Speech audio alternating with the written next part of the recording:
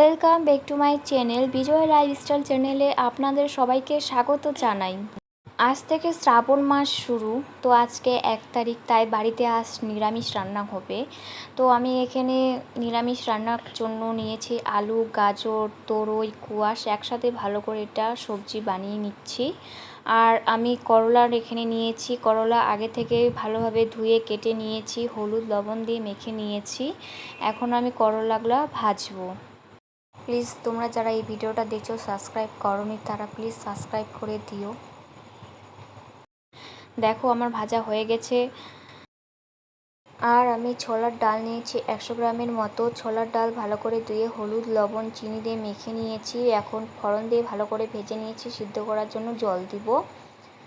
আর দিকে আমি পাটা শাক নিয়েছি, পাটা শাক কয়েকটা মিষ্টি আলুর পাতা নিয়েছি, লবণ দিয়েছি, ফোড়ন দিয়ে দিচ্ছি। এখন আমি ফোড়ন দেওয়ার পরে এখন জল বেরোবে, জল বেরোনোর পরে ভালো করে আরেকটু ভেজে নেব আমি। দেখো ভাজা হয়ে গেছে। শলা কচু বড়া বানানোর জন্য আমি নিয়েছি চালের গুঁড়ো, বেসন, কালো জিরে, মৌরি নিয়েছি, ফুড কালার নিয়েছি, হলুদ লবণ জিরে গুঁড়ো, লঙ্কার গুঁড়ো নিয়েছি, গরম মশলার গুঁড়ো নিয়েছি। আর এখানে শলা কচুগুলো আগে আমি ভিজে রেখেছিলাম গরম জল দিয়ে। দেখো মচমচা ভাজা হয়েছে, কালারটাও ভালো এসেছে। আর এখানে আমি লাঞ্চের জন্য রেডি করেছি।